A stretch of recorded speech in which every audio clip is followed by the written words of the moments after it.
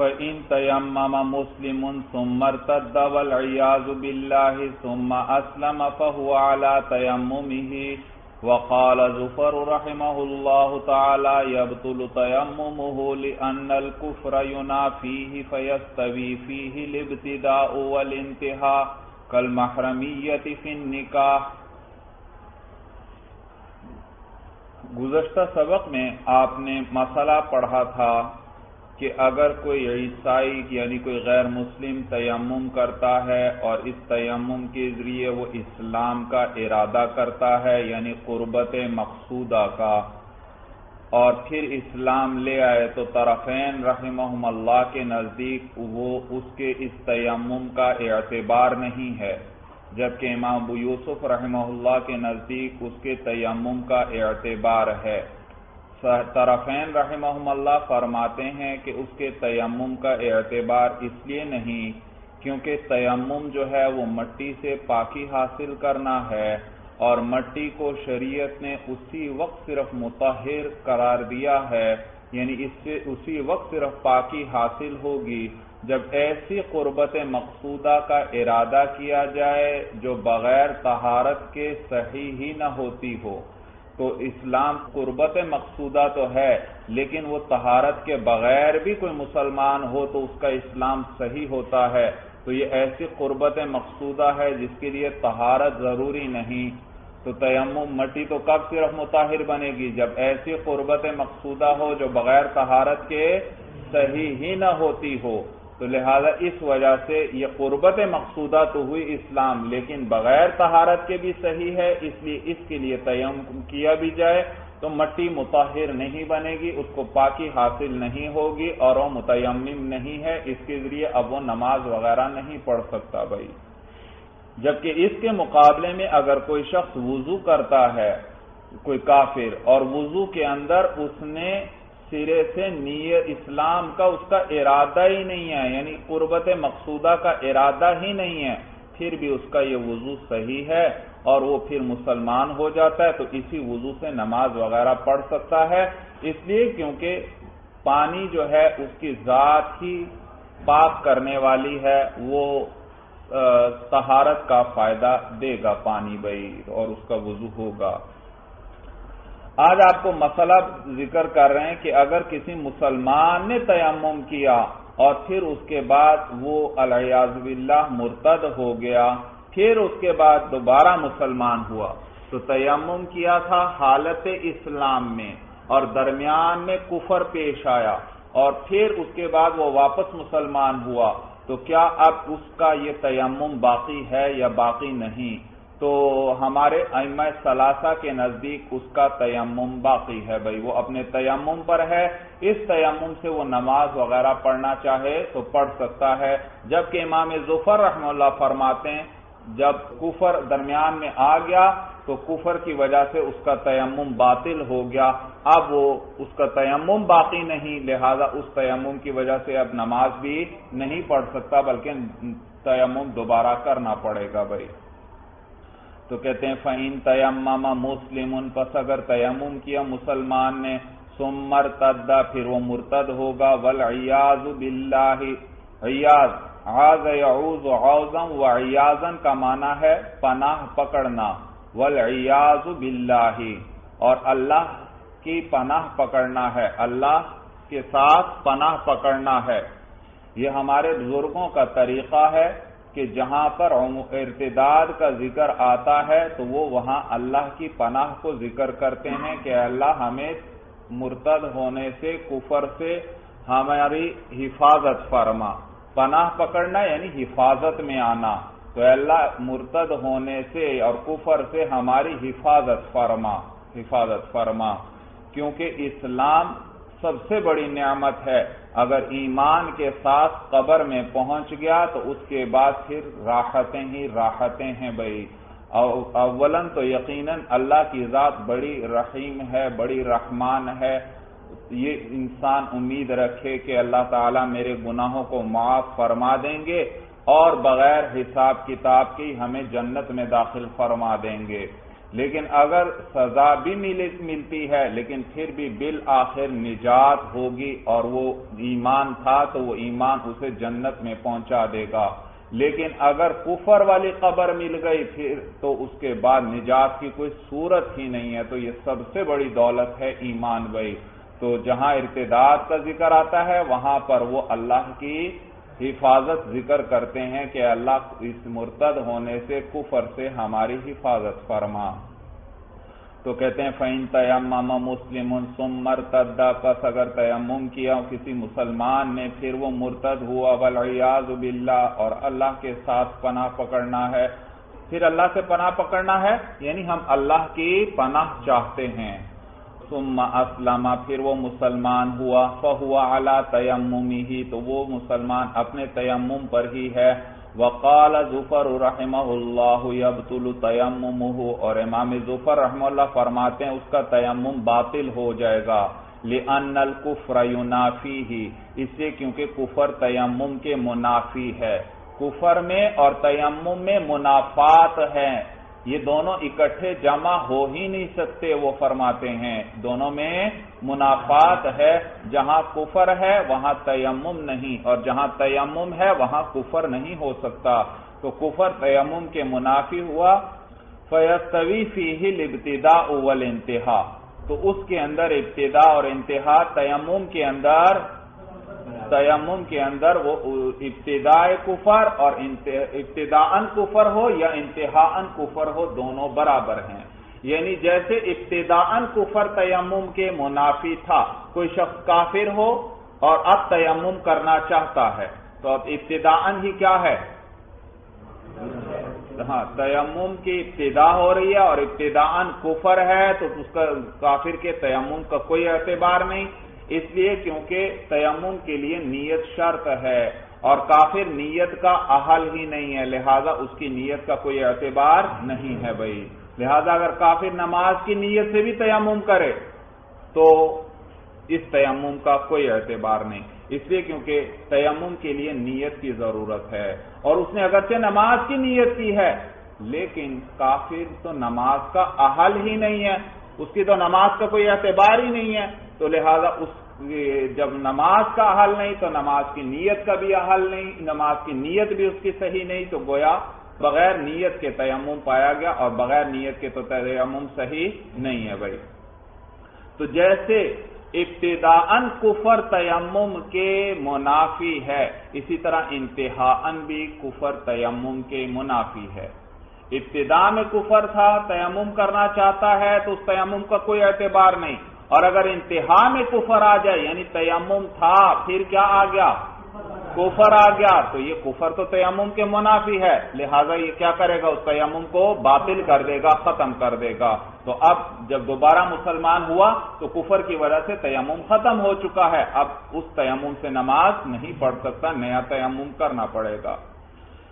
یہ معنی ہے لِأَنَّ الْكُفْرَ يُنَافِيهِ، اس لیے کیونکہ کفر تیمم کے منافی ہے۔ فَيَسْتَوِي فِيهِ الْابْتِدَاءُ وَالْانْتِهَاءُ، بھئی یہ عبارت میں پہلے ذکر کر چکا ہوں، کیسے پڑھیں گے؟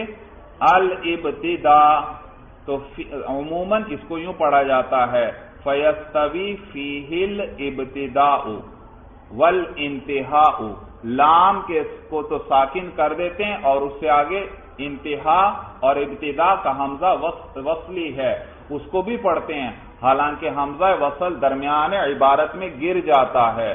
تو پھر میں نے طریقہ بتلایا تھا کہ الف لام کا حمزہ وصلی ہے وہ بھی گر جائے گا، ابتدا کا حمزہ وصلی ہے وہ بھی گر جائے گا، تو لام بھی ساکن، آگے با بھی ساکن، تو لام کو کسرہ دیں گے کیونکہ الساکن اذا حرک حرک بالکسر، تو لابتدا، اور اسی طرح لانتہا کالمحرمیۃ فی النکاح، تو اس کے اندر تیمم کے اندر ابتدا اور انتہا برابر ہیں، یعنی ابتداءً کفر اور انتہاءً کفر دونوں برابر ہیں، دونوں تیمم کے منافی ہیں۔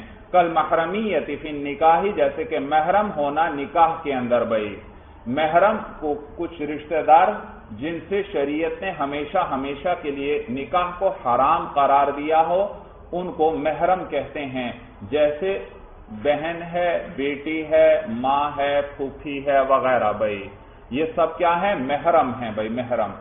اور تو یہ محرمیت نکاح کے منافی ہے بھائی. محرم ہو تو وہاں نکاح نہیں ہو سکتا بھائی. تو محرمیت نکاح کے منافی ہے، اور چاہے محرمیت ابتداءً ہو چاہے انتہاءً ہو، یہ نکاح کے منافی ہے. ابتداءً محرمیت جیسے ابھی میں نے ذکر کیا، بہن ہے، بیٹی ہے، ماں ہے. اب ان کے ساتھ ابتداءً ہی محرمیت ہے، کوئی نکاح کرنا بھی چاہتا ہے نکاح ہو ہی نہیں سکتا بھائی، کیونکہ محرمیت کیا ہے؟ نکاح کے منافی. اور تو محرمیت جیسے ابتداءً نکاح کے منافی، اسی طرح انتہاءً بھی نکاح کے منافی ہے. لہذا دو آدمی ہیں، ان کی اولاد ہے، ایک کا بیٹا ایک کی بیٹی، اور وہ صغیر ہیں، مثلا چھوٹے ہیں، اور ایک ایک سال کے ہی ہیں فرض کرو، اور وہ دونوں آپس میں رضامند ہو جاتے ہیں، ان کا آپس میں نکاح کروا دیتے ہیں ان کے والد بھائی دونوں کے. تو اب دونوں کا نکاح کروایا تو یہ ولی ہیں، اور ولی کو نکاح کروانے کا حق حاصل ہے، تو ان کا نکاح ہو گیا بھائی. ان کا نکاح کیا ہوا؟ ہو گیا. ہاں، ان کو آخر میں اختیار ملے گا جب یہ بالغ ہوں. جس مجلس میں ان کو نکاح کا پتہ چلے اسی میں کیا کر سکتے ہیں؟ رد کرنا چاہیں تو رد کر سکتے ہیں. تو بہرحال یہ نکاح منعقد ہوا. اگر یہ جو دو چھوٹے بچے ہیں ان کا نکاح منعقد ہوا، لیکن اگر کوئی عورت ان دونوں کو دودھ پلا دے اور مدت رضاعت کے اندر بھائی، تو دودھ جب عورت نے دونوں کو پلایا تو یہ دونوں کیا ہوئے؟ اس کی اولاد کی طرح ہو گئے، اور یہ آپس میں بہن بھائیوں کی طرح بن گئے، کیونکہ ایک ہی ماں کی گویا اولاد ہو گئے. وہ ان کی ماں بن گئی، اور یہ اس کی اولاد، تو یہ بہن بھائی کی طرح ہو گئے. تو ان کا تو محرمیت آ گئی، اور وہ نکاح کیا ہو جائے گا؟ باطل ہو جائے گا. تو دیکھیے یہاں محرمیت ابتداءً نہیں تھی، جب نکاح کیا اس وقت محرم نہیں تھے، لیکن اب کیا بن چکے؟ ایک دوسرے کے محرم. اور محرمیت جیسے ہی آئی نکاح ختم ہو گیا، کیونکہ محرمیت نکاح کے منافی. تو محرمیت جیسے ابتداءً نکاح کے منافی ہے، اسی طرح انتہاءً بھی منافی ہے. تو یہ تیمم اور کفر بھی اسی طرح ہے. کفر تیمم کے منافی ہے، ابتداءً بھی اور انتہاءً بھی. تو امام ظفر رحمہ اللہ نے گویا اس کو قیاس کیا کس پر؟ ولنا، اور ہماری دلیل یہ ہے، ان الباقی بعد التیمم صفت کونہ طاہرا فاعتراض الکفر علیہ لا ینافیہ. ہم دلیل یہ دیتے ہیں کہ اگرچہ کفر آیا ہے درمیان میں، لیکن یہ کفر تیمم پر نہیں آیا، بلکہ تیمم تو گزر چکا. تیمم تو اس شخص نے حالت اسلام میں کیا تھا، اب صرف اس شخص کے پاک ہونے کی صفت باقی ہے. یعنی تیمم نے اس کو طہارت کا فائدہ دیا تھا، اس کے لیے مٹی مطہر بنی تھی. مٹی کیا بنی تھی؟ مطہر بنی تھی. تو تیمم تو گزر چکا ہے، صرف اس متیمم کے پاک ہونے کی طہارت کی صفت باقی ہے. تیمم تو اس وقت نہیں ہے، اور اس پاک ہونے کی صفت میں کیا آیا؟ کفر آیا. تو اس پر کفر سے کوئی فرق نہیں پڑتا، وہ صفت اسی طرح ہے. پھر وہ مسلمان ہو گیا تو اس کا تیمم اسی طرح ہے، اور یعنی وہ پاکی کی حالت میں ہے، اور نماز پڑھنا چاہے تو اسی تیمم کے ساتھ نماز پڑھ سکتا ہے. بھائی دلیل سمجھ میں آ گئی بھائی؟ ولنا، اور ہماری دلیل یہ ہے کہ ان الباقی بعد التیمم، کہ وہ چیز جو باقی ہے تیمم کے بعد، صفت کونہ طاہرا، وہ اس متیمم کے پاک ہونے کی صفت ہے.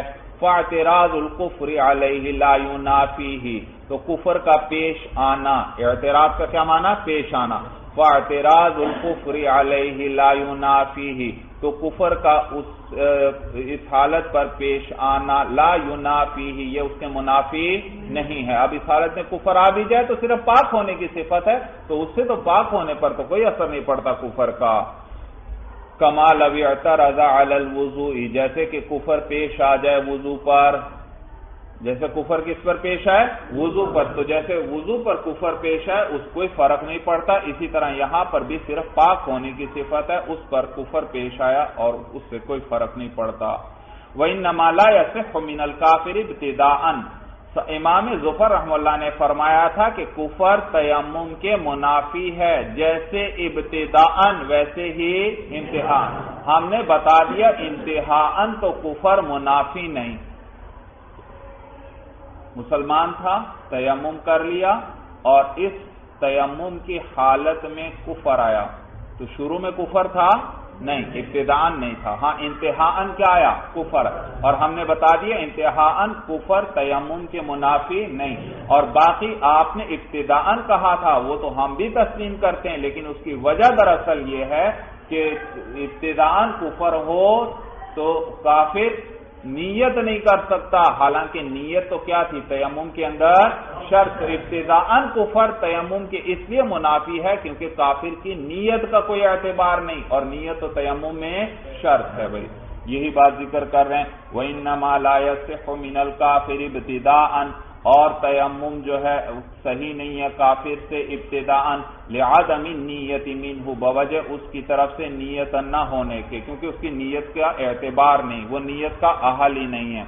وَيَنْقُضُ التَّيَمُّمَ كُلُّ شَيْءٍ يَنْقُضُ الْوُضُوءَ، اور توڑ دیتی ہے تیمم کو التیمم، یہ مفعول ہے، کل شیء یہ فاعل ہے ينقض کے لیے، اور توڑ دیتی ہے تیمم کو کل شیء ہر وہ چیز۔ دیکھیے شیء نکرہ آیا، اس کے بعد ينقض فعل آیا، نکرہ کے بعد فعل آیا تو اس کے لیے کیا بنتا ہے؟ صفت۔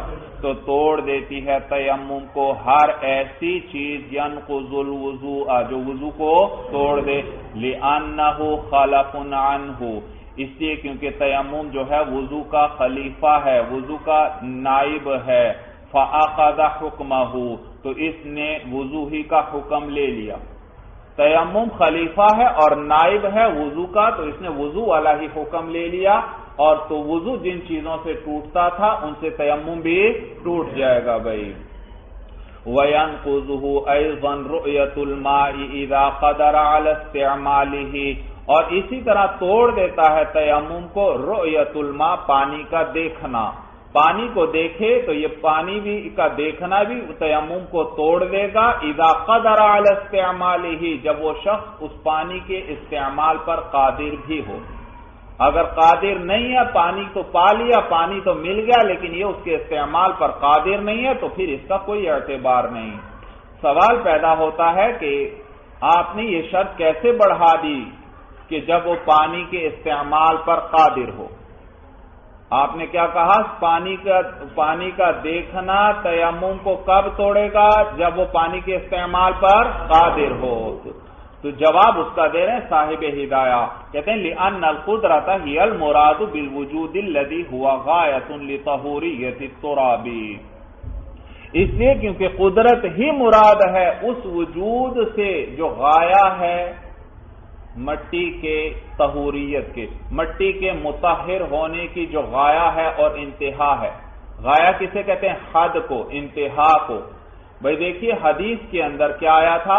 نبی کریم صلی اللہ علیہ وسلم فرماتے ہیں کہ مٹی مسلمان کے لیے مطہر ہے اگرچہ 10 سال تک ہی کیوں نہ ہو، ما لم یجد الماء، جب تک وہ پانی کو نہ پائے۔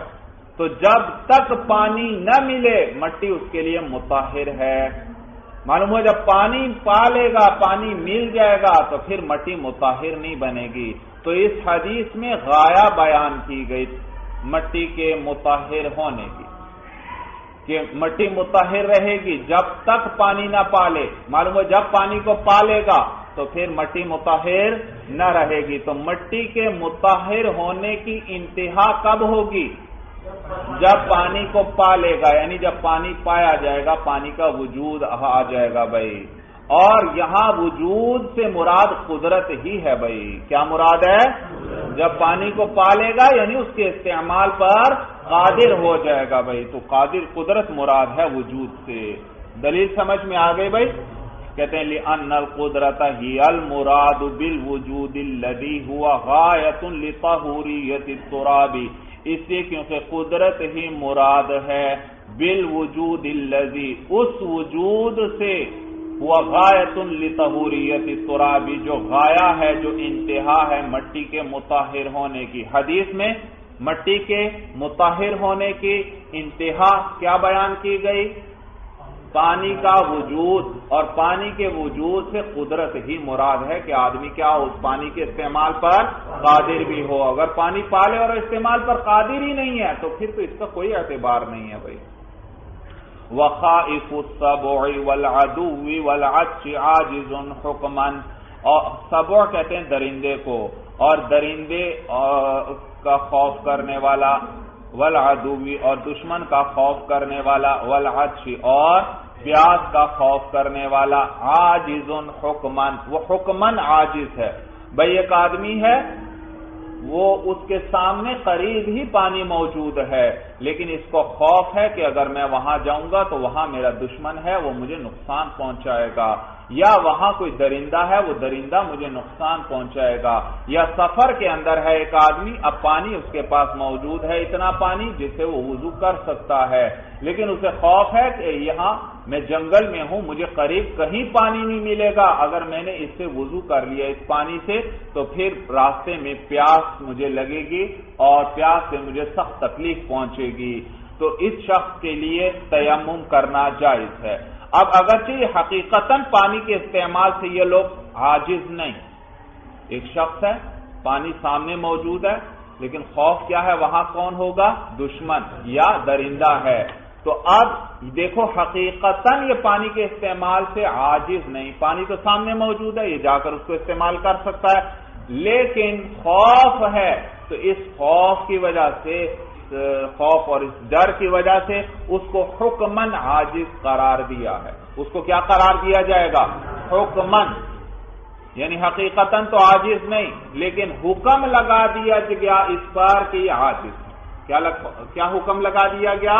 کیا؟ تو یہ معنی ہے کہ یہ عاجز ہے حکمن، حکم کے اعتبار سے عاجز ہے، یعنی حقیقتاً نہیں۔ اور تو جب حکم لگا دیا گیا عاجز ہونے کا، تو جب انسان عاجز ہو، پانی نہ ہو، تو پانی سے عاجز ہو، تو اس صورت میں کیا کر سکتا ہے؟ تیمم کر سکتا ہے، تو لہذا اس کو بھی تیمم کرنے کی اجازت ہوگی۔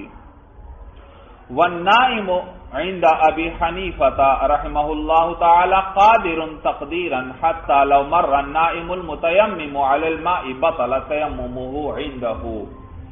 امام اعظم ابو حنیفہ رحمہ اللہ فرماتے ہیں کہ سویا ہوا شخص، کوئی شخص سویا ہوا ہے اور سواری اس کی چل رہی ہے جنگل کے اندر بھائی، اور اس نے تیمم کر رکھا ہے، اب یہ پانی اس کے پاس نہیں، اس نے تیمم کر رکھا ہے اور یہ سواری پر سو گیا، بیٹھے بیٹھے سو گیا، کیونکہ اگر لیٹ کر سوئے گا پھر تو وضو جیسے ٹوٹ جاتا ہے اسی طرح تیمم بھی ٹوٹ جائے، تو یہ بیٹھے بیٹھے سو گیا، اور اس نیند کی حالت میں اس کی سواری پانی کے پاس سے گزری، تو امام صاحب فرماتے ہیں کہ اس کا تیمم ٹوٹ جائے گا، اور اگرچہ حقیقتاً تو وہ پانی کے استعمال پر قادر نہیں، کیونکہ وہ تو سویا ہوا تھا، اس بیچارے کو تو پتہ ہی نہیں چلا کہ پانی کے پاس سے میں گزرا ہوں، اگرچہ وہ قادر نہیں پانی کے استعمال پر حقیقتاً، لیکن تقدیراً اس کو یوں شمار کیا جائے گا کہ وہ پانی کے استعمال پر قادر ہے۔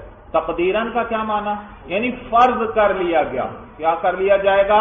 فرض، ہاں، وہ حقیقتاً تو پانی کے استعمال پر قادر نہیں، لیکن فرض کر لیا جائے گا کہ یہ کیا ہے؟ پانی کے استعمال پر قادر ہے، اور جب یہ فرض کر لیا گیا کہ یہ پانی کے استعمال پر قادر ہے، جب پانی کے استعمال پر قادر ہے پھر تو تیمم کی اجازت نہیں ہوتی، اور تیمم کیا ہو اور پانی کے استعمال پر قادر ہو جائے تو تیمم ٹوٹ جاتا ہے، تو اس کا بھی تیمم ٹوٹ جائے گا بھائی۔ سوال پیدا ہوتا ہے کہ اس کو قادر کیوں فرض کیا گیا پانی کے استعمال پر، کہ یہ پانی کے استعمال پر قادر ہے؟ تو وجہ اس کی یہ کہ دراصل یہاں عذر اس کی اپنی ذات کی طرف سے آیا ہے، نیند اس کے سویا یہ خود ہے، تو عذر کس کی طرف سے آیا؟ پانی کا پتہ کیوں نہیں چلا؟ کیونکہ یہ سو گیا تھا، اور یہ سونے کا عذر کس کی طرف سے آیا؟ اس کی اپنی ذات کی طرف سے آیا ہے، لہذا اس کا کوئی اعتبار نہیں ہے بھائی۔ سمجھ میں آیا بھائی؟ دراصل یہاں کوتاہی اس کی اپنی طرف سے آئی ہے، اس کی اپنی کوتاہی کی وجہ سے وہ نیند کے عالم میں پانی کے پاس سے گزر گیا، تو یہ عذر جو آیا یہ کس کی وجہ سے آیا؟ کس کی طرف سے آیا؟ اس شخص کی طرف سے آیا تو یہ اس کی اپنی کوتاہی ہے، اور اپنی کوتاہی کی وجہ سے کسی کو عاجز قرار نہیں دیا جا سکتا بھائی۔ جیسے آپ پڑھ چکے، ایک شخص نماز کو مؤخر کرتا چلا گیا، اب آخری 10 منٹ رہ گئے، اب ان 10 منٹوں کے اندر اگر وہ دیکھتا ہے پانی کچھ فاصلے پر موجود ہے، اب اگر میں وضو کروں گا، پانی کے پاس جاؤں گا، وضو کر کے آؤں گا، تو یہ 10 منٹ بھی گزر جائیں گے اور میری نماز فوت ہو جائے گی، تو پھر بھی شریعت کا حکم کیا ہے؟ اسے کیا کرنا پڑے گا؟ وضو ہی کرنا پڑے گا، وہ تیمم نہیں کر سکتا، کیونکہ کوتاہی اس کی اپنی طرف سے آئی ہے، تو اپنی کوتاہی کی وجہ سے کسی کو عاجز قرار نہیں دیا جا سکتا۔ تو یہاں پر بھی کوتاہی اس شخص کی اپنی طرف سے آئی ہے، لہذا اس عذر کا کوئی اعتبار نہیں کیا جائے گا اور اس کو قادر ہی سمجھا جائے گا۔ تو یہ قادر ہوا تقدیراً، یعنی فرض کر لیا گیا کہ یہ کیا ہے؟ قادر ہے، اور اس کا تیمم ٹوٹ جائے گا بھائی۔ سورج سمجھ میں آ گئی بھائی؟ والنائم عند ابی حنیفہ رحمہ اللہ تعالی قادر تقدیرا، اور سویا ہوا شخص جو ہے امام اعظم ابو حنیفہ رحمہ اللہ کے نزدیک وہ قادر ہے تقدیرا، حتی لو مر النائم المتیمم علی الماء، یہاں تک کہ اگر گزرا سویا ہوا تیمم کرنے والا، یعنی تیمم کیے ہوا جس نے تھا اور وہ گزرا ہے علی الماء پانی پر، بطل تیممہ عندہ، تو اس کا تیمم باطل ہو جائے گا امام اعظم ابو حنیفہ رحمہ اللہ کے نزدیک۔ والمراد ما یکفی للوضوء، اور مراد یہ ہے ما وہ پانی، وہ مقدار پانی کی، یکفی للوضوء جو وضو کے لیے کافی ہو۔ بھائی متن کے اندر بھی آیا کہ کوئی شخص اگر پانی کو دیکھ لے تو اس پانی اور اس کے استعمال پر قادر بھی ہو تو پانی کا دیکھنا اس کے تیمم کو توڑ دے گا، تیمم اس کا ختم ہو جائے گا۔ صاحب ہدایہ فرما رہے ہیں بھائی مراد پانی کی وہ مقدار ہے جو وضو کے لیے کافی ہو، جس سے وضو ہو سکے بھائی، کم از کم اتنی مقدار پانی کی ہو، اس کو دیکھے گا تو اور اس کے استعمال پر قادر ہے تو پھر اس کا تیمم ٹوٹے گا، اس لیے کیونکہ اس سے اگر اتنا پانی کم ہے اس سے وضو کر ہی نہیں سکتا، تو اس کا تو ابتداءً بھی اعتبار نہیں تھا تو انتہاءً بھی اعتبار نہیں۔ ابتداءً بھائی ایک آدمی ہے، اس کے پاس کچھ پانی موجود ہے لیکن اتنا نہیں ہے کہ جس سے وضو کے فرائض پورے کر سکے، تو اس پانی کا اعتبار ہے یا اس کو تیمم کی اجازت ہوگی شریعت کی جانب سے؟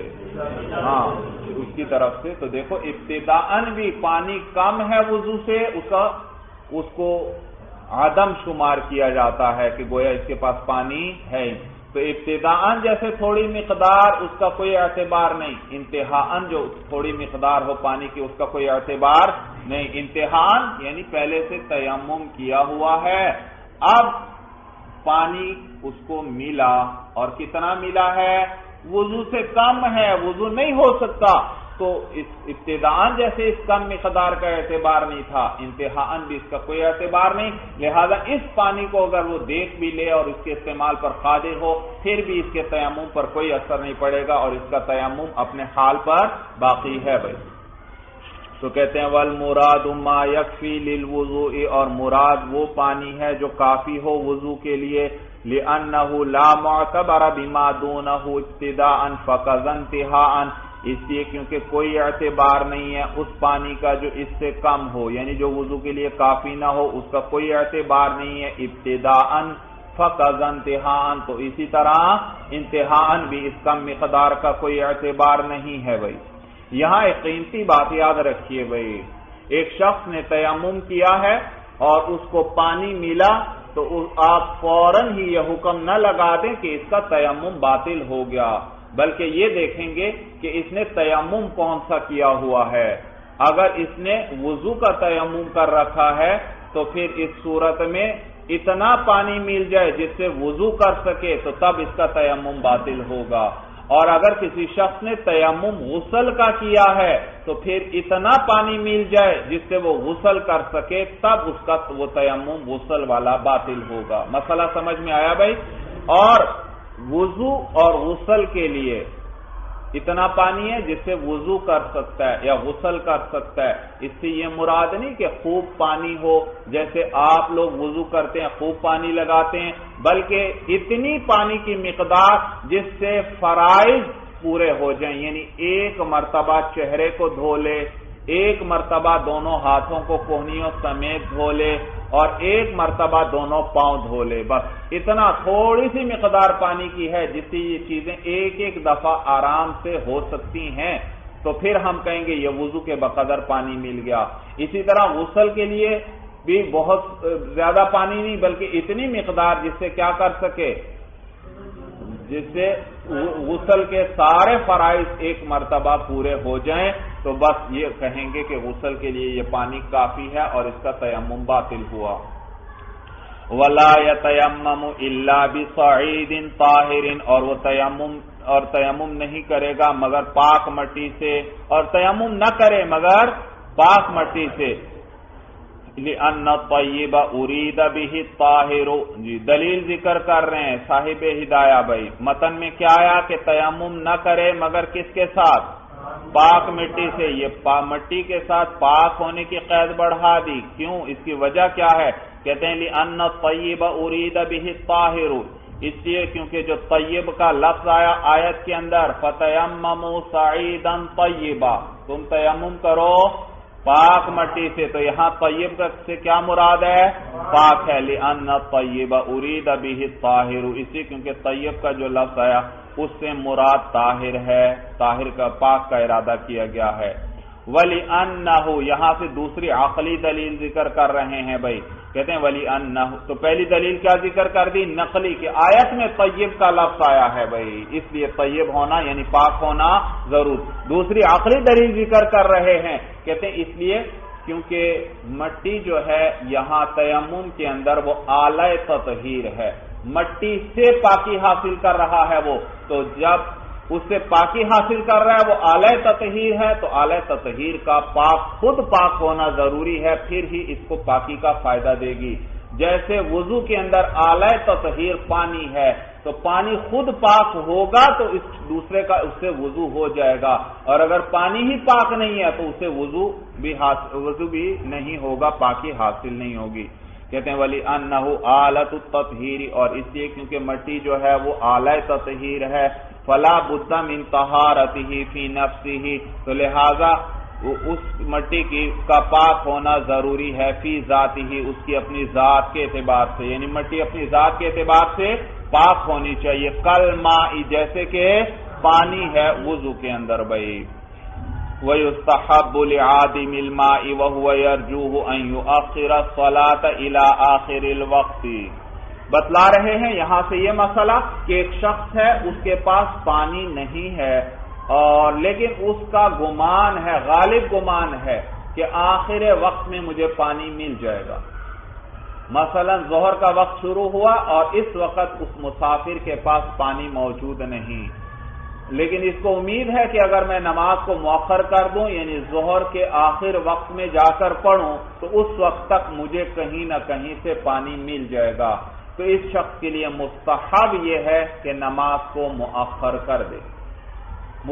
لازمی نہیں ہے، اگر اس وقت بھی وہ تیمم کر کے نماز پڑھنا چاہے تو پڑھ سکتا ہے، لیکن مستحب یہ ہے کہ کیا کرے، نماز کو مؤخر کر دے، تاکہ اگر آخر میں پانی مل جائے تو پھر وضو کر کے نماز پڑھ لے، اور اگر اس وقت بھی پانی نہ ملا تو پھر کیا کر لے، تیمم کر کے نماز پڑھ لے.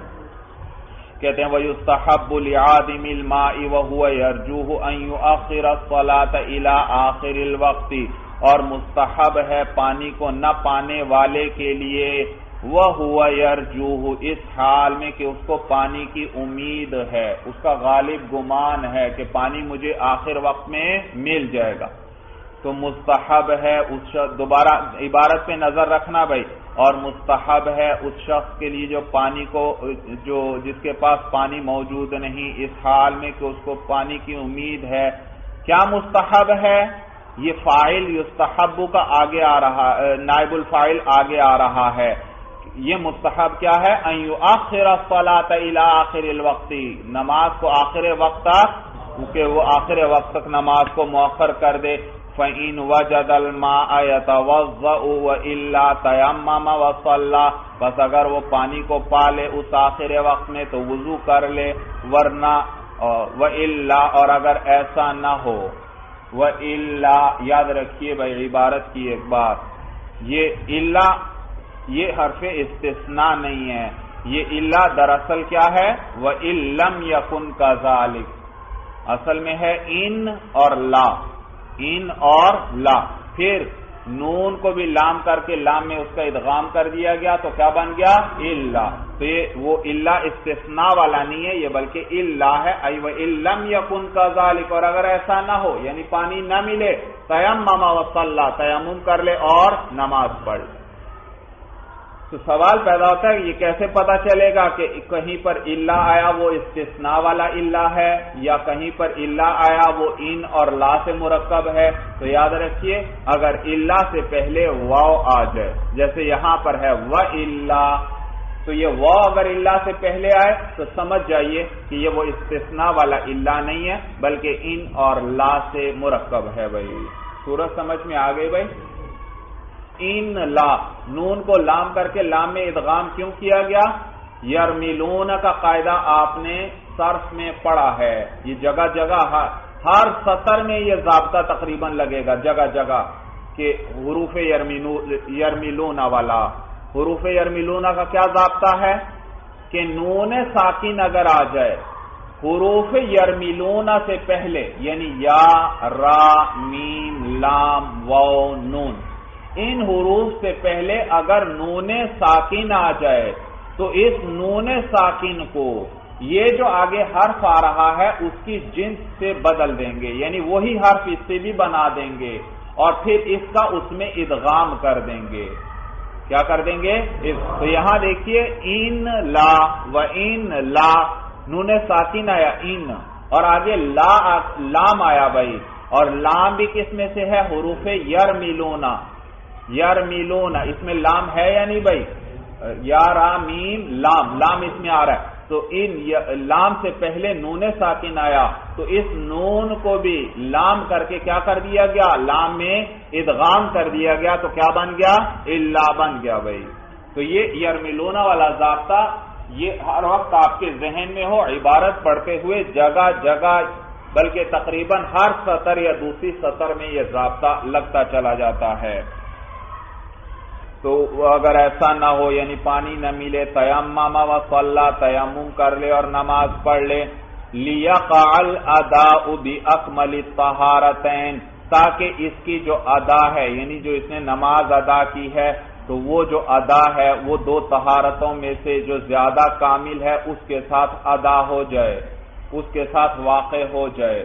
بھائی دیکھیے تیمم بھی کامل طہارت اور وضو بھی کامل طہارت، لیکن وضو زیادہ کامل طہارت ہے۔ تیمم بھی کامل طہارت لیکن وضو زیادہ کامل طہارت ہے، تو لہذا اس کے لیے بہتر یہ ہے کہ نماز ادا کرنا چاہتا ہے تو تاکہ زیادہ کامل طہارت کے ساتھ نماز ادا ہو جائے، اس لیے اس کے لیے مستحب ہے نماز کو مؤخر کرنا۔ یہ معنی ہے لیقع الاداء باکمل الطہارتین، تاکہ ادا واقع ہو دو طہارتوں میں سے زیادہ کامل کے ساتھ۔ فصار کالطامع فی الجماعۃ، تو ہو گیا یہ شخص اس شخص کی طرح الطامع فی الجماعۃ جو امید رکھنے والا ہے جماعت کی، جو جماعت میں یعنی جماعت کی امید رکھنے والا ہے۔ سمجھ میں آئے بھائی؟ ایک آدمی ہے وہ نماز کا وقت ہو گیا اور وہ نماز پڑھنا چاہتا ہے لیکن اس کو امید ہے اگر میں نماز کو تھوڑا سا مؤخر کر دوں تو پھر مجھے جماعت مل جائے گی، بھائی میرے کچھ ساتھی وغیرہ آ جائیں گے تو ہم جماعت کے ساتھ نماز پڑھ لیں گے۔ تو اس شخص کو جس کو جماعت کی امید ہے اس کے لیے بھی مستحب کیا ہے؟ نماز کو مؤخر کر دے۔ تو یہ تیمم والا یہ اوپر جو متن میں ذکر ہوا جس کو پانی نہیں مل رہا تو یہ شخص بھی اسی جماعت میں امید کرنے والے کی طرح ہوا، اور جیسے اس کے لیے مؤخر کرنا مستحب تھا اسی طرح اس کے لیے بھی مؤخر کرنا مستحب ہے۔ یہ معنی فصار کالطامع فی الجماعۃ، تو یہ تیمم کرنے والا ہو گیا اس شخص کی طرح جو امید رکھنے والا ہے جماعت کی۔ وعن ابی حنیفہ وابی یوسف رحمہ اللہ فی غیر روایت الاصول ان التاخیر حتم، جبکہ ایک روایت شیخین رحمہم اللہ سے وہ یہ ہے جو فی غیر روایت الاصول، جو کس میں ہے؟ اصول کی روایتوں کے علاوہ میں ہے۔ بھئی یہ بات میں پہلے ذکر کر چکا کہ احناف کی جو کتابیں ہیں وہ دو قسم کی، امام محمد رحمہ اللہ نے جو مسائل ذکر فرمائے بھئی وہ دو قسم کے ہیں، کچھ کو ظاہر روایت کہتے ہیں اور کچھ کو نوادر کہتے ہیں۔ ظاہر روایت وہ 6 کتابیں ہیں، مبسوط، زیادات، سیر کبیر، سیر صغیر، جامع کبیر اور جامع صغیر۔ یہ 6 کتابیں ہر وقت آپ کے ذہن میں ہو، کوئی آپ سے پوچھ لے ظاہر روایت کسے کہتے ہیں تو آپ جواب میں کیا کہیں گے؟ ان 6 کتابوں کے اندر جو مسئلہ آ جائے اسے کیا کہتے ہیں؟ ظاہر روایت۔ اور اس کے علاوہ کسی اور کتاب میں امام محمد رحمہ اللہ کی کسی اور کتاب میں مسئلہ ہے اس کو کیا کہتے ہیں؟ روایت نوادر کی۔ نوادر میں یہ مسئلہ آیا، یوں آیا ہے، یہ نوادر کی روایت ہے بھائی۔ تو یہ 6 کتابیں چونکہ تواتر کے ساتھ منقول ہیں لہذا ان کا رتبہ باقی کتابوں سے بڑھ کر ہے اور ان کا یہ بڑی قوی کتابیں ہیں کیونکہ تواتر کے ساتھ منقول ہوئی ہیں، جبکہ باقی کتابیں جو ہیں وہ تواتر کے درجے کو نہیں پہنچی، اتنی کثرت سے اتنے کثیر اس کے نقل کرنے والے نہیں ہیں، تو لہذا ان میں وہ قوت نہیں، تو اس کو کیا کہتے ہیں؟ نوادر۔ پھر یاد رکھیے یہ نوادر جو ہیں یہ کئی قسم کی ہیں بھائی نوادر، لیکن ہے سب نوادر۔ بعض کو ہارونیات کہتے ہیں، بعض کو جرجانیات کہتے ہیں، بعض کو کیسانیات کہتے ہیں، بعض کو رقیات وغیرہ کہتے ہیں، کئی نام ہیں۔ اور یہ نام ان کو جو امام محمد رحمہ اللہ کی کتابیں ہیں تو ان کو جو نقل کرنے والے ہیں، جو امام محمد رحمہ اللہ کے جو شاگرد ان سے روایت کرتے ہیں اور نقل کرتے ہیں، ان کے اعتبار سے ان کے نام رکھے گئے، اور بعض اوقات جس مقام پر امام محمد رحمہ اللہ نے تصنیف فرمائی تھی اس کے اعتبار سے ان کا نام رکھا گیا، جیسے رقیات بھائی۔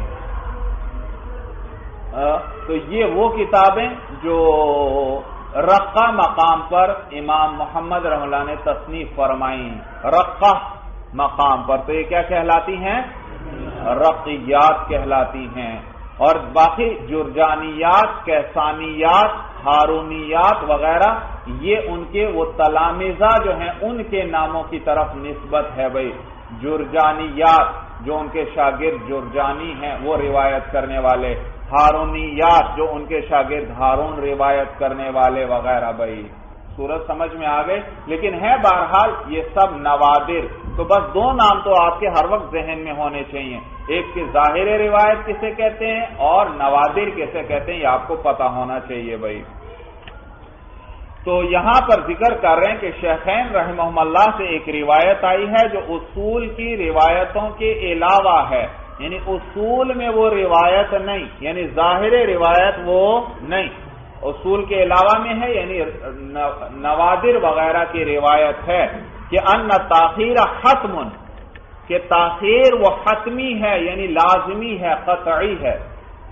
بھائی متن میں تو کیا آیا کہ جس کو پانی نہیں ملا، اس وقت پانی نہیں ہے اور آخر میں پانی ملنے کی امید ہے تو نماز کو مؤخر کرنا مستحب ہے، یہ معلوم ہوا لازم نہیں۔ لیکن غیر اصول کی روایت میں کیا آیا ہے کہ مؤخر کرنا، ان تاخیر حتم، مؤخر کرنا لازمی ہے، یہ اگر اس وقت پڑھے گا تو نماز ہوگی نہیں اس کی، بلکہ اس کو کیا کرنا پڑے گا؟ نماز کو مؤخر کرنا پڑے گا۔ کہتے ہیں لأن غالب الرأی کالمتحقق، اس لیے کیونکہ غالب رائے یعنی غالب گمان بھی جو ہے کالمتحقق وہ ثابت شدہ چیز کی طرح ہوتا ہے۔ کس کی طرح؟ اور آپ مجھے بتائیے جب پانی آپ کے پاس موجود ہے، ثابت شدہ ہے، آپ کے پاس ثابت ہے، موجود ہے، تو تیمم کی اجازت ہوگی؟ تیمم کی اجازت نہیں۔ تو اسی طرح یہاں بھی اس کو غالب گمان ہے کہ پانی مجھے مل جائے گا، یقین تو نہیں لیکن غالب گمان ہے، لیکن غالب گمان بھی کس کی طرح ہے؟ یقینی چیز کی طرح ہی ہے، اور جب تو گویا کہ پانی یقیناً اس کو مل جائے گا ثابت شدہ چیز کی طرح، اور تو اس لہذا اس وجہ سے اس کو تیمم کرنے کی اجازت نہیں ہوگی بھائی۔ لیکن یہ میں نے بتلایا، یہ صاحب ہدایہ نے بتلایا کون سی روایت ہے؟ اصول کے علاوہ روایت ہے بھائی، نوادر کی روایت ہے۔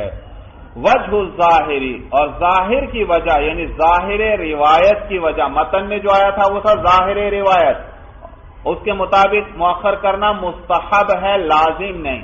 تو ظاہر روایت کی وجہ کیا ہے؟ مستحب کیوں ہے؟ کہتے ہیں ان العجز ثابت حقیقتاً، کہ عجز اس وقت حقیقتاً ثابت ہے۔ بھئی ایک آدمی ہے، اس کے پاس پانی نہیں ہے، اس کو امید ہے، غالب گمان ہے کہ آخر وقت میں پانی مل جائے گا، لیکن اس وقت تو پانی نہیں، اس وقت تو پانی سے عاجز ہے، پانی کے استعمال سے، اور جب انسان حقیقتاً پانی کے استعمال سے عاجز ہو تو شریعت کیا حکم دیتی ہے؟ تیمم۔ تو یہاں بھی وہ حقیقتاً اس وقت عاجز ہے، لہذا اس کے لیے تیمم کرنا جائز ہوگا، کیونکہ شریعت ایسی صورت میں تیمم کی اجازت دیتی ہے۔ تو ظاہر روایت کی وجہ یہ ہے کہ ان العجز ثابت حقیقتاً، کہ عجز جو ہے وہ حقیقتاً ثابت ہے، فلا يزول حکمہ الا بیقین مثلہ، لہذا اس کا حکم، اس عجز کا حکم وہ زائل نہیں ہوگا، ختم نہیں ہوگا، الا بیقین مثلہ، مگر اسی کے مثل یقین سے۔ بھائی فقہ کا، اسلام کا معروف ضابطہ آپ جانتے ہیں، الیقین لا یزول الا بالیقین، الیقین لا یزول الا بالیقین، صرف یقین ہی سے زائل ہوتا ہے۔ سمجھ میں آیا بھائی؟ یقین صرف یقین ہی سے زائل ہوتا ہے۔ تو آخر وقت میں پانی کے ملنے کا غالب گمان ہے یا یقین ہے کہ ضرور مل جائے گا؟ غالب گمان ہے، تو اس وقت شریعت، اس وقت عجز حقیقتاً ثابت ہے، اور عجز کی صورت میں کیا حکم آتا ہے؟ تیمم کا حکم آتا ہے۔ تو یہ اس وقت عجز حقیقتاً ثابت ہے اور یہ عجز یقینی ہے۔ اس وقت جو عجز ہے وہ کس قسم کا ہے؟ وہ یقینی ہے۔ تو آخر میں اگر پانی کا ملنا یقینی ہوگا تو وہ اس یقین کو باطل کرے گا، اگر وہ یقینی نہیں صرف غالب گمان ہے تو وہ اس یقین کو باطل نہیں کرے گا، لہذا اس کے لیے مؤخر کرنا لازم نہیں۔ اگر پانی کا آخر میں ملنا یقینی ہوتا تو وہ یقین کیا کرتا؟ اس یقین کو باطل کر دیتا۔ کس یقین کو؟ کہ پانی نہیں ہے، تیمم کر لو، یہ کیا اس عجز کو کیا کر دیتا؟ وہ باطل۔ اور اس عجز جب باطل ہوتا تو پھر اس صورت میں ہم بھی کہتے کہ اس کے لیے لازمی ہے کیا کرے؟ نماز کو مؤخر کرے۔ لیکن یہاں پر اس وقت تو عجز تو یقینی ہے لیکن آگے پانی کا ملنا یقینی نہیں ہے بھائی۔ یہ معنی ہے فلا یزول حکمہ الا بیقین مثلہ، لہذا عجز کا حکم جو ہے وہ زائل نہیں ہوگا، یعنی ختم نہیں ہوگا مگر اسی کے مثل یقین سے۔ وَيُصَلِّي بِتَيَمُّمِهِ مَا شَاءَ مِنَ الْفَرَائِضِ وَالنَّوَافِلِ۔ بھئی یاد رکھیے ہمارے نزدیک تیمم طہارت مطلقہ ہے، لہذا جس طرح ایک آدمی وضو کرتا ہے اور جب تک اس کا وضو رہتا ہے وہ اسے جتنی چاہے نمازیں پڑھ سکتا ہے۔ ظہر کو وضو کیا ہے اور یہ وضو اس کا عشاء تک رہتا ہے تو ساری نمازیں اسی وضو سے پڑھ سکتا ہے۔ اسی طرح تیمم بھی طہارت مطلقہ ہے ہمارے نزدیک، تو یہ تیمم کے ذریعے بھی جتنے فرائض اور نوافل پڑھنا چاہے پڑھ سکتا ہے، جبکہ امام شافعی رحمہ اللہ کے نزدیک تیمم طہارت ضروریہ ہے، اس کی اجازت شریعت نے ضرورت کی بنا پر دی ہے۔ ایک آدمی ہے اور مثلا اس کے بعد پانی نہیں ہے، نماز کا وقت آ گیا، اب ضرورت ہے نماز پڑھنے کی کیونکہ شریعت نے اس پر لازم کی ہے نماز، تو اب ضرورت ہے اور پانی نہیں ہے، تو اس ضرورت کی وجہ سے شریعت نے اس کو کیا اجازت دے دی ہے کہ تیمم کر لو اور نماز پڑھ لو۔ تو امام شافعی رحمہ اللہ فرماتے ہیں کہ تیمم طہارت مطلقہ نہیں بلکہ طہارت ضروریہ ہے، ضرورت کی وجہ سے اس کی اجازت دی گئی ہے، اور جب یہ تیمم کر لے گا اور وہ فرض پڑھ لے گا تو ضرورت پوری ہو گئی، لہذا اگلے فرضوں کو اسی تیمم سے وہ نہیں پڑھ سکتا، اس کے لیے علیحدہ تیمم کرنا پڑے گا کیونکہ وہ الگ ضرورت ہے۔ یہاں اس وقت ضرورت پوری ہو چکی، سورج سمجھ میں آ گئی بھائی؟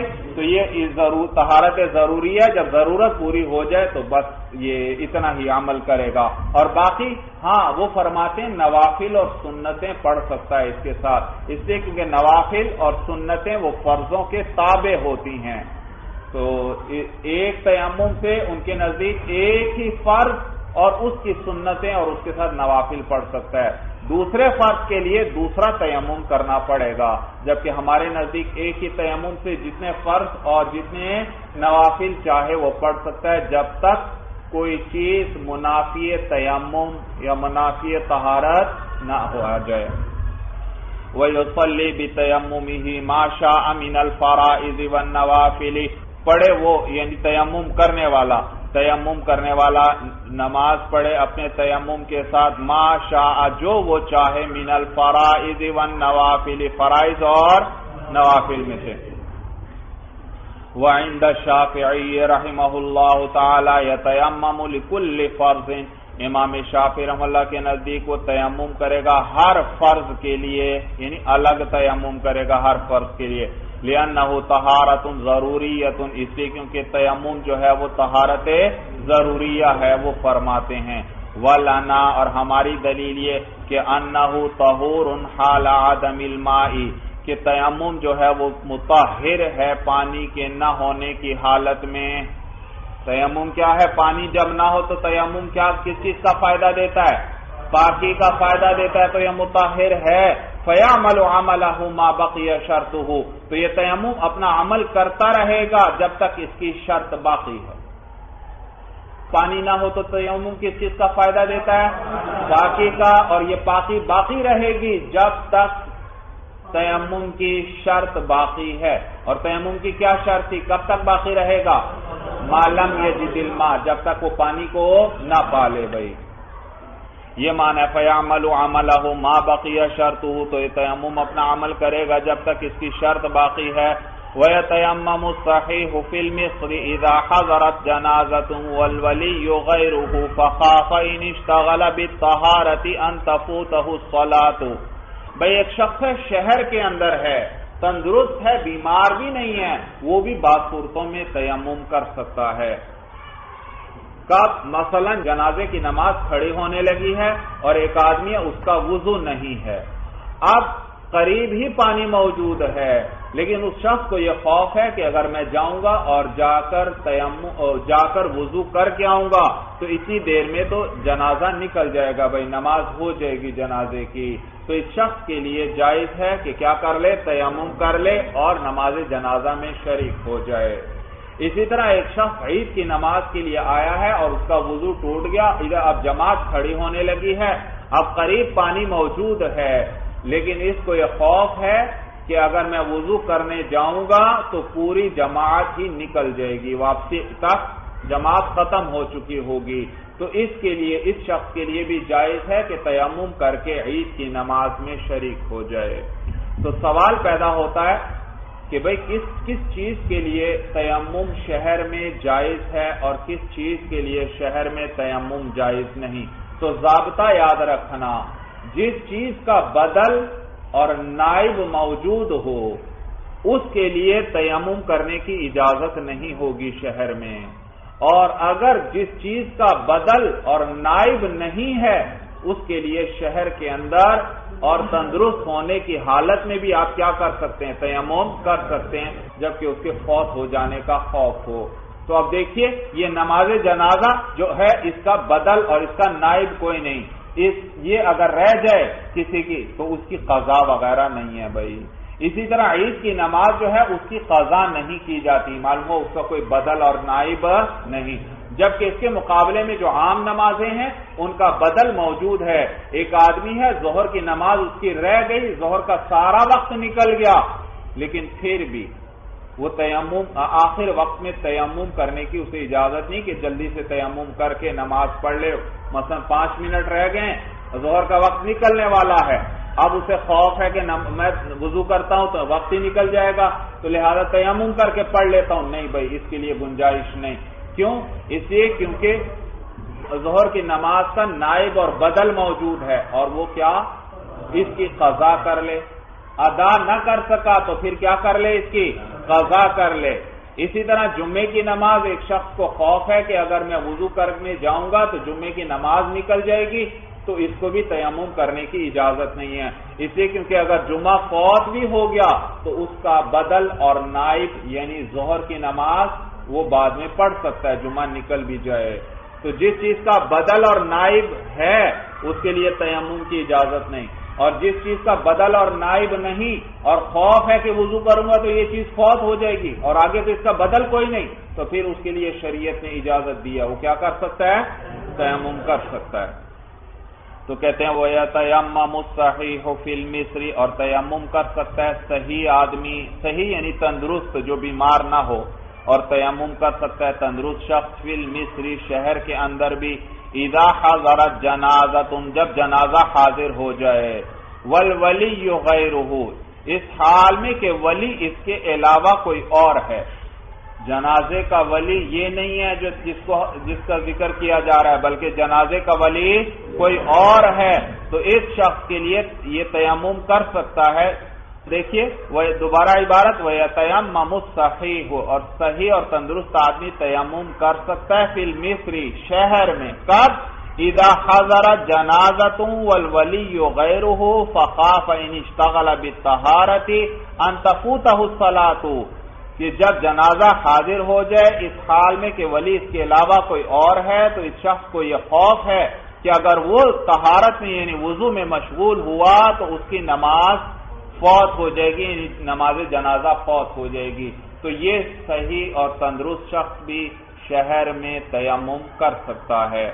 لِأَنَّهَا لَا تُقْضَى، اس لیے کیونکہ نماز جنازہ جو ہے اس کی قضا نہیں کی جاتی.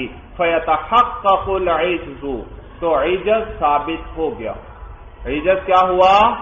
ثابت ہو گیا، کیونکہ وضو کرتا ہے تو جنازے کی نماز نکل جاتی ہے، تو وضو کرتا ہے تو جنازہ فوت ہو رہا ہے، تو یہ پانی کے استعمال سے گویا عاجز ہوا. سمجھ میں آئی بات بھائی؟ تو تیمم کر سکتا ہے. وَقَذَا مَنْ حَضَرَ الْعِيدَ، اور اسی طرح جو شخص عید کی نماز میں حاضر ہوا، فَخَافَ إِنِ اشْتَغَلَ بِالطَّهَارَةِ أَنْ يَفُوتَهُ الْعِيدُ يَتَيَمَّمُ، تو اس کو خوف ہے کہ اگر وہ طہارت یعنی وضو میں مشغول ہوا تو اسے خوف ہے ان یفوتہ العید، کہ اس عید کی نماز اس سے فوت ہو جائے گی، رہ جائے گی. یتیمم، تو یہ شخص بھی تیمم کر سکتا ہے. لأنہا لا تعاد، کیونکہ عید کی نماز کا اعادہ نہیں کیا جاتا، اس کو دوبارہ نہیں لوٹایا جاتا، اس کی کوئی قضا وغیرہ نہیں ہے بھائی. وقولہ والولی غیرہ، صاحب ہدایہ فرما رہے ہیں کہ متن کے اندر جو قید آئی تھی والولی غیرہ، یہ قید متن میں بڑھائی بھائی یہ قید کیوں بڑھائی؟ کہتے ہیں یہ جو قید متن میں آئی والولی غیرہ اشارۃ، یہ اشارہ ہے الی انہ لا یجوز للولی، کہ ولی کے لیے یہ کرنا جائز نہیں، یعنی جو جنازے کا ولی ہے وہ تیمم نہیں کر سکتا. وجہ اس کی یہ کہ جو جنازے کا ولی ہے اس کے لیے تو لوگ انتظار کر لیں گے، وہ اگر جا کر وضو کر کے آئے بھائی، اور اگر انتظار فرض کریں انتظار نہیں بھی کرتے تو پھر ولی کو شریعت نے اجازت دی ہے، وہ کیا کر سکتا ہے؟ وہ دوبارہ نماز جنازہ پڑھ سکتا ہے بھائی. سورج سمجھ میں آ گئی؟ تو کہتے ہیں جو متن میں والولی غیرہ کی قید ہے اشارۃ، یہ اشارہ ہے الی انہ لا یجوز للولی، کہ ولی کے لیے جائز نہیں ہے کہ وہ تیمم کرے. وہو روایت الحسن عن ابی حنیفہ رحمہ اللہ، اور یہ روایت ہے حسن ابن زیاد رحمہ اللہ کی امام اعظم ابو حنیفہ رحمہ اللہ سے. हुवा सहीह, और यही कौल सही है भाई। लिअन्न लिलवली हक़्क़ल इआदती, लिअन्न लिलवली हक़्क़ल इआदती, इआदा इसका हमजा क़तई है क्योंकि बाब इफ़आल है, और आपने पढ़ा है बाब इफ़आल का हमजा क्या है? क़तई, लिहाजा इसको पढ़ेंगे। इसलिए क्योंकि वली जो है उसको इआदे का यानी नमाज को लौटाने का हक है। फला फवात फी हक़्क़िही, लिहाजा उसके हक में फौत होना है ही नहीं, उसके हक में फौत होना नहीं है। दूसरा आदमी तो वुजू करेगा तो उसकी तो नमाज फौत हो जाएगी, लेकिन वली के लिए तो फौत होना है ही नहीं, क्योंकि वो दोबारा क्या कर सकता है?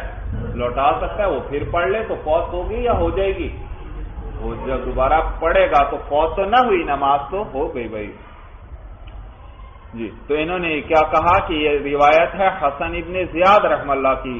मैंने बतलाया था हसन इब्ने ज़ियाद रहमतुल्लाह ये शागिर्द हैं इमाम आज़म अबू हनीफा रहमतुल्लाह के, और इसी तरह ये शागिर्द हैं इमाम ज़ुफ़र और इमाम अबू यूसुफ रहमतुल्लाह के भी, और बहुत बड़े फ़क़ीह गुज़रे हैं भाई फ़ुक़हाए अहनाफ में से। وَإِنْ أَحْدَثَ الْإِمَامُ أَوِ الْمُقْتَدِي فِي صَلَاةِ الْعِيدِ تَيَمَّمَ وَبَنَى عِنْدَ أَبِي حَنِيفَةَ رَحِمَهُ اللَّهُ تَعَالَى وَقَالَ لَا يَتَيَمَّمُ، اور اگر امام کو حدث پیش آیا یعنی اس کا وضو ٹوٹ گیا، اوil مقتدی یا مقتدی کو حدث پیش آیا یعنی اس کا وضو ٹوٹ گیا، فی صلاۃ العید، عید کی نماز میں، تیمم وبنا عند ابی حنیفہ رحمہ اللہ، تو تیمم کر لے اور اسی پر بنا کر لے امام صاحب کے نزدیک۔ بنائے صلاۃ آپ پڑھ چکے، بنائے صلاۃ کسے کہتے ہیں؟ ایک آدمی مثلا نماز پڑھ رہا ہے اور درمیان میں اس کا ایک دو رکعتیں پڑھ چکا تھا کہ اس کا وضو ٹوٹ گیا، تو شریعت نے اسی نماز پر بنا کرنے کی اجازت دی ہے کہ یہ جائے اور جا کر وضو کر کے آئے اور پھر آ کر وہیں سے نماز پڑھ لے، یعنی جو پڑھ چکا وہ ہو چکی، اگلی دو رکعتیں وہیں سے پڑھنا شروع کر دے اور نماز کو پورا کر لے بھائی۔ لیکن اس میں نے بتلایا تھا شرط یہ ہے کہ یہ جو واپس گیا وضو کرنے کے لیے اور واپس آیا، یہ اس وقت بھی من وجہ نماز کی حالت میں ہے، لہذا اس دوران کوئی منافی صلاۃ عمل نہیں ہونا چاہیے۔ اگر اس دوران اس نے کسی سے بات کر لی، حتیٰ کہ کسی کے سلام کا جواب دے دیا، یا اس دوران اس نے کوئی چیز کھا لی پی لی، تو یہ کھانا پینا اور بات کرنا نماز کے منافی ہے، تو اس صورت میں پھر بنا کی اجازت نہیں ہوگی بھائی۔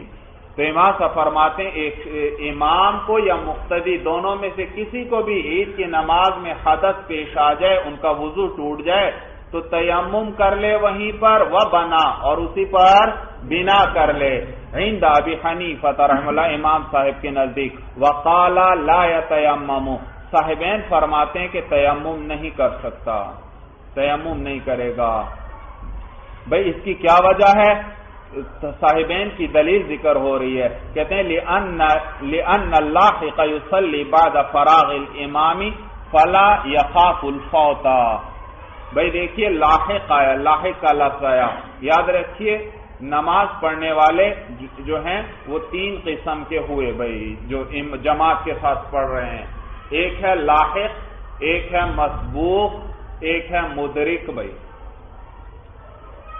لاحق یہ متن میں آ گیا عبارت بھائی کتاب کے اندر، مسبوق میم سین با واو اور قاف دو نقطوں والا مسبوق، اور مدرک میم دال را اور کاف چھوٹا بھائی مدرک۔ تو یہ تین قسم کے لفظ آتے ہیں، لاحق، مسبوق اور مدرک، یہ ہر وقت آپ کے ذہن میں ہونے چاہیے بھائی، ذہن میں ہونے چاہیے۔ یاد رکھیے مدرک، ادرک یدرک ادراکن، ادراک کا کیا معنی ہوتا ہے؟ پا لینا، تو مدرک وہ ہے جس نے ساری رکعتیں پا لی ہیں، ساری رکعتیں امام کے ساتھ اس نے پڑھی ہیں بھائی، اس کو کیا کہیں گے؟ مدرک کہیں گے۔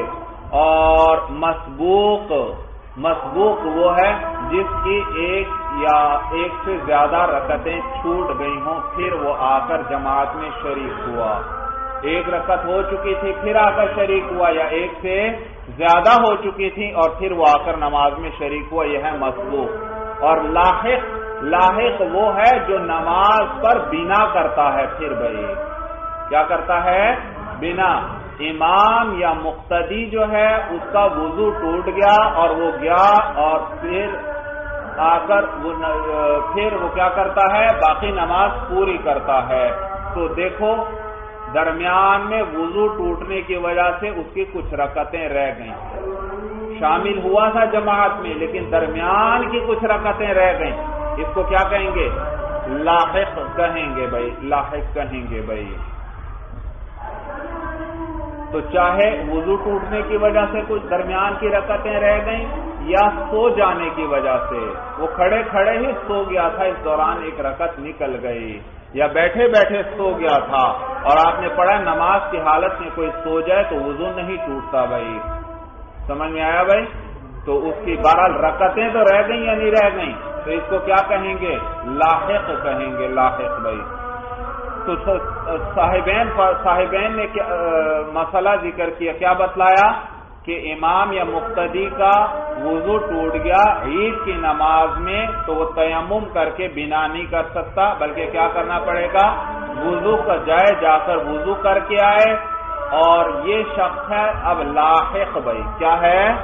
لاحق ہے، اور لاحق تو جماعت کے بعد بھی چاہے واپس پہنچے وہ کیا کر سکتا ہے؟ اپنی نماز کو پورا کر سکتا ہے۔ تو امام جائے گا، اگر وہ واپس آیا جماعت ہو رہی تھی، دوسرے کو آگے کر دیا اور خود چلا گیا، تو اگر وہ واپس آیا تو کیا ہوا؟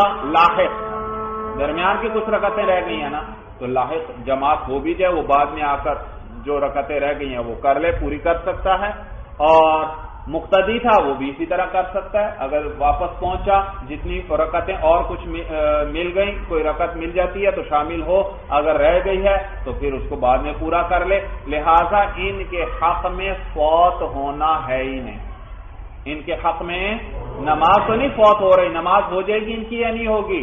اسی نماز پر بنا کر کے نماز پوری کر سکتے ہیں یا نہیں کر سکتے؟ پوری کر سکتے ہیں، لہذا ان کے حق میں نماز کا فوت ہونا ہے ہی نہیں، نماز ان کی چھوٹ ہی نہیں رہی، لہذا ان کو یہاں تیمم کی اجازت نہیں دے سکتے، بلکہ یہ کیا کریں؟ جائیں، جا کر وضو کر کے آئیں اور پھر بنا کر لیں بھائی، صاحبین یہ فرماتے ہیں، جبکہ امام صاحب فرماتے ہیں کہ یہ عید کا دن ہے، عام دن نہیں ہے، بے انتہا ہجوم ہوگا، اور اس ہجوم کی وجہ سے ہو سکتا ہے یہ وضو کرنے جا رہا ہے اور اس حالت میں بھی حالت نماز میں ہے، اس نے نماز کے منافی کوئی کام نہیں کرنا، تو عید کا دن ہے، بے انتہا ہجوم ہے، ہو سکتا ہے کوئی ایسا عارض پیش آ جائے جس کی وجہ سے اس کی نماز ہی فاسد ہو جائے، اور جب نماز فاسد ہو گئی اور تو جو پہلے پڑھی تھی وہ رکعتیں بھی گئیں اور واپس پہنچا تو نماز بھی نکل چکی ہے، تو دیکھو عید کی نماز اس کی فوت ہو جائے گی، تو لہذا یہ معلوم ہوا یہ شخص عاجز ہے، اور عاجز کے لیے تو تیمم کی اجازت ہے۔ تو بے انتہا ہجوم ہے، کوئی عارض پیش آ سکتا ہے، مثلا کوئی اس کو واپس آ رہا ہے وضو کر کے، جماعت ہو چکی ہے، یہ لاحق ہوگا یا لاحق نہیں بھائی؟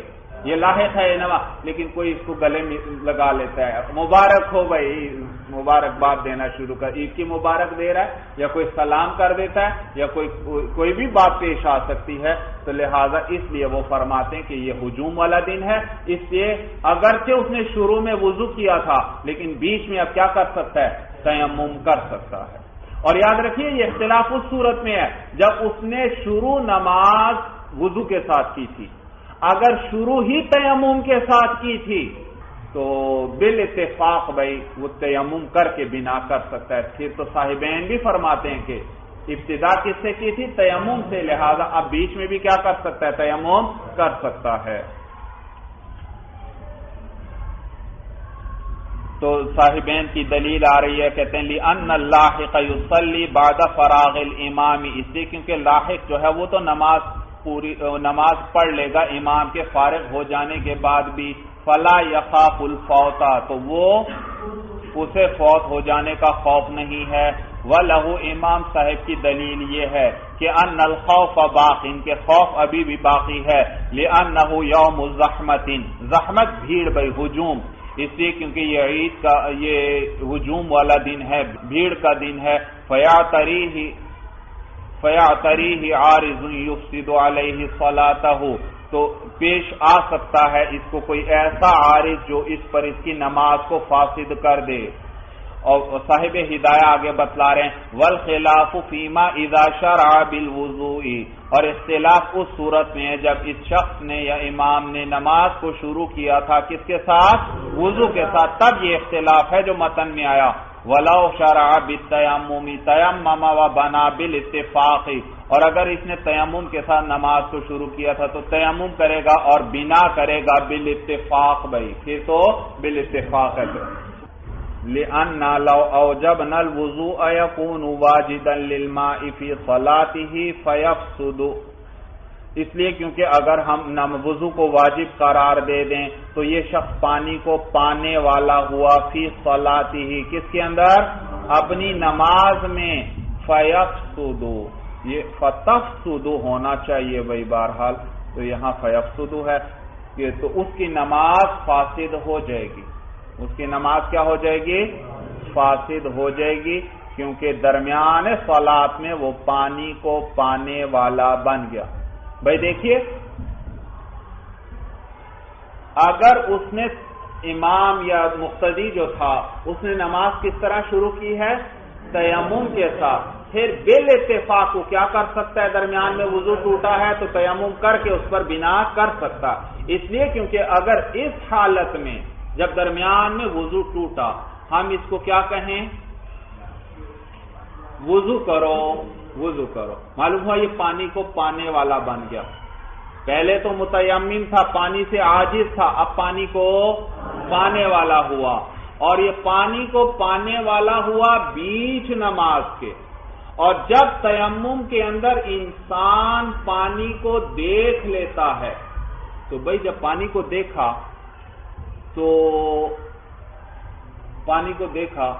تو کوئی مانع طہارت چیز پائی گئی، اس کا کوئی وضو ٹوٹا ہے؟ کوئی مانع، کوئی نجاست بدن سے خارج ہوئی ہے؟ نہیں، تو مانع طہارت تو کوئی چیز نہیں پائی گئی، پھر کیوں تیمم ٹوٹ جاتا ہے؟ وجہ یہ کہ وہ جو پچھلا حدث تھا اس کا اثر ظاہر ہو جاتا ہے۔ تیمم کیا تھا، پاکی حاصل ہو گئی تھی، کس سے حاصل ہوئی تھی پاکی؟ حدث سے، تو اب جب پانی نظر آتا ہے، پانی پر یہ قادر ہو جاتا ہے تو اس حدث کا اثر ظاہر ہو جاتا ہے۔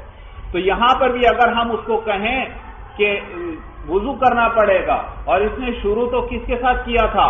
تیمم کے ساتھ، معلوم ہوا وہ تیمم کیوں کیا تھا؟ پاکی حاصل کرنے کے لیے، حدث پر تیمم کیا تھا۔ تو اب اگر ہم اس کو کہیں وضو کرنا پڑے گا تو گویا یہ پانی کو پانے والا ہوا، اور جب پانی کو پا لیتے ہیں، کوئی شخص پانی کو پا لے تو اس کا تیمم ٹوٹ جاتا ہے، اور کس وجہ سے تیمم ٹوٹتا ہے؟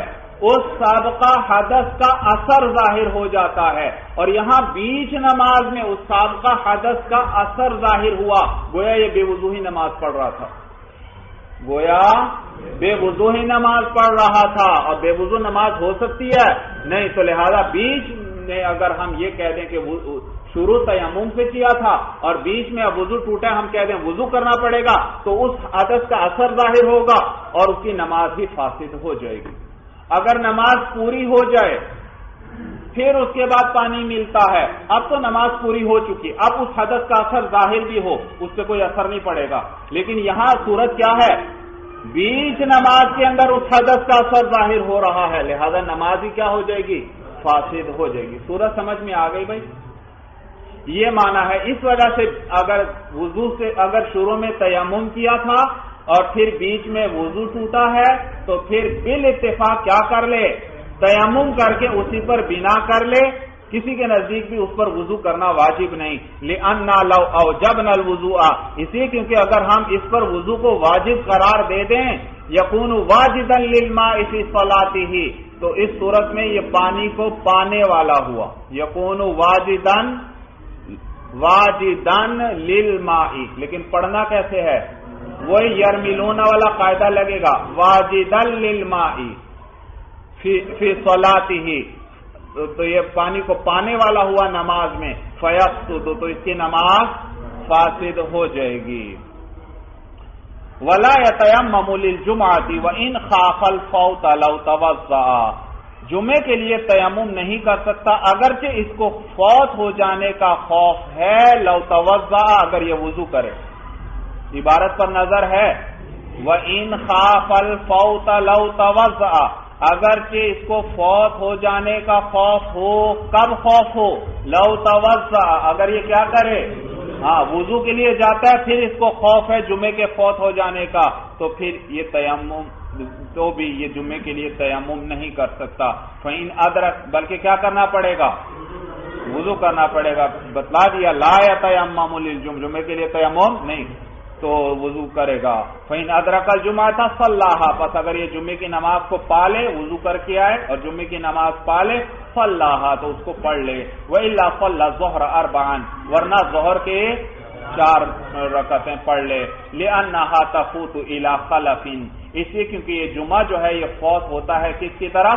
خلیفہ یعنی نائب اور بدل کی طرف، جمعے کا خلیفہ موجود ہے، وَهُوَ الظُّهْرُ، اور وہ ظہر ہے بھائی، بخلاف العید، بخلاف عید کے کہ اس کا کوئی بدل نہیں، اگر وہ نکل گیا، عید کی نماز نکل گئی تو اس کی قضا وغیرہ نہیں ہے بھائی۔ چلیے بس هذا هو المرام، اللہ عالم بحقیقت الکلام۔ کوئی بات ایسی تو نہیں جو سمجھ میں نہ آئی ہو؟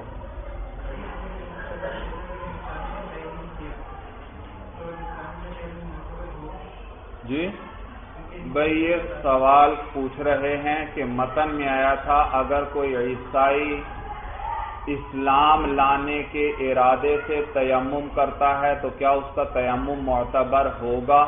کیونکہ وہ تو عیسائی ہے، وہ تو نیت کا اہل نہیں بھائی، وہ اسی لیے تو اسلام لانے کی قید ذکر کی انہوں نے یہاں پر۔ اسلام لانے کے لیے وہ کیا کر رہا ہے؟ تیمم کا، اور اسلام ہے قربت مقصودہ، تو قربت مقصودہ کی نیت سے تیمم کر رہا ہے، اسی وجہ سے امام ابو یوسف رحمہ اللہ اس کی تیمم کا اعتبار کرتے ہیں، لیکن طرفین کیا ہے؟ اعتبار نہیں کرتے بھائی کہ قربت صرف قربت مقصودہ نہ ہو، بلکہ ایسی قربت مقصودہ جو بغیر طہارت کے ہوتی ہی نہ ہو۔